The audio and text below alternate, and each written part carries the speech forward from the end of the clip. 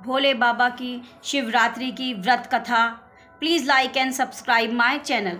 शिव भोलेनाथ की जय, पार्वती मैया की जय हो। प्राचीन समय में एक निरक्षर बहेलिया था जो नित्य प्रति अनगिनत निरपराध जीवों को मारकर अपने परिवार का पालन पोषण करता था। पूरे जंगल में विचरण करते हुए भी जब उसे कोई शिकार ना मिला तो उसने शुद्धाकुल एक तालाब के किनारे बह गया। उसी स्थान पर एक बेल के वृक्ष के नीचे शिवलिंग स्थापित था। बहेलिये ने उसी वृक्ष की शाखा पर चढ़कर अपनी आवास स्थली बनाने के लिए बेलपत्र को तोड़ते हुए शिवलिंग को ढक दिया। दिन भर भी भूख से व्याकुल उस बहेलिये का एक प्रकार शिवरात्रि व्रत पूरा हो गया। कुछ रात बीत जाने पर एक गर्भवती हिरणी उधर कुलाचे भरती हुई आद उसे मारने को तैयार हो गया।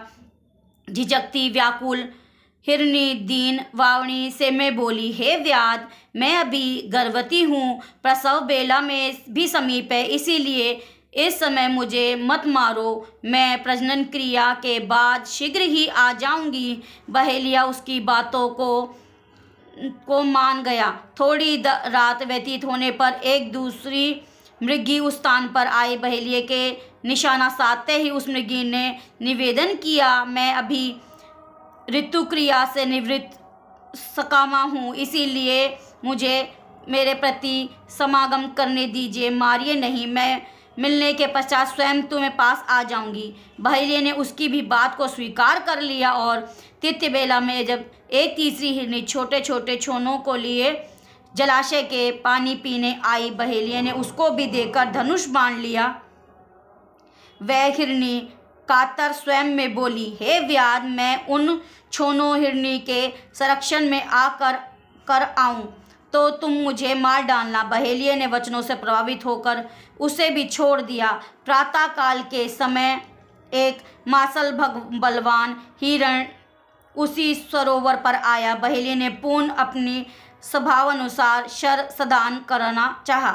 यह क्रिया देखते ही हिरण व्याध से प्रार्थना करने लगा, हे व्याधराज, मुझसे पूर्व आने वाली 3 हिरणियों को तुमने मारा है, जो मुझे भी मारिए, अन्यथा अगर वह तुम्हारे द्वारा छोड़ दी गए तो मुझे मिलकर आने पर मारना, मैं उनका सहचर हूँ।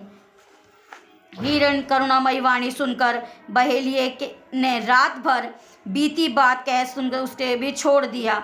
दिन भर उपवास, पूरी रात जागरण तथा प्रतिमा पर बेलपत्र गिरने चढ़ाने के कारण बहेलिये में आंतरिक शुद्धि हो आ गई। उसका मन निर्दयता से कोमलता में ऐसा बदल गया।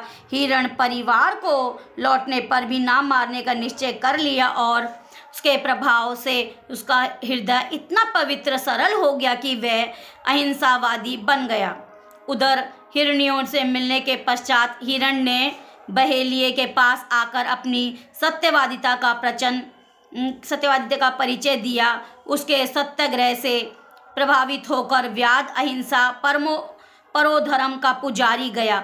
उस आंखों में आंसू झलक आए और पूर्वकृत कर्मों का पश्चाताप करने लगा। इस पर स्वर्गलोक से देवताओं ने व्याध की सराहना तथा भगवान शंकर ने 2 पुष्प विमान भेजकर बहेलिये तथा मृग परिवार को शिवलोक का अधिकारी बनाया।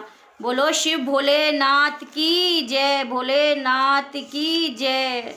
जय जय शिव भोले भोले भोलेनाथ जी, जय शिव भोले भोलेनाथ जी की जय हो। भोले भंडारी की जय। आज शिवरात्रि के दिन ये कथा जरूर सुननी चाहिए, इसे परम सुख की प्राप्ति होती है। जय भोलेनाथ की जय हो।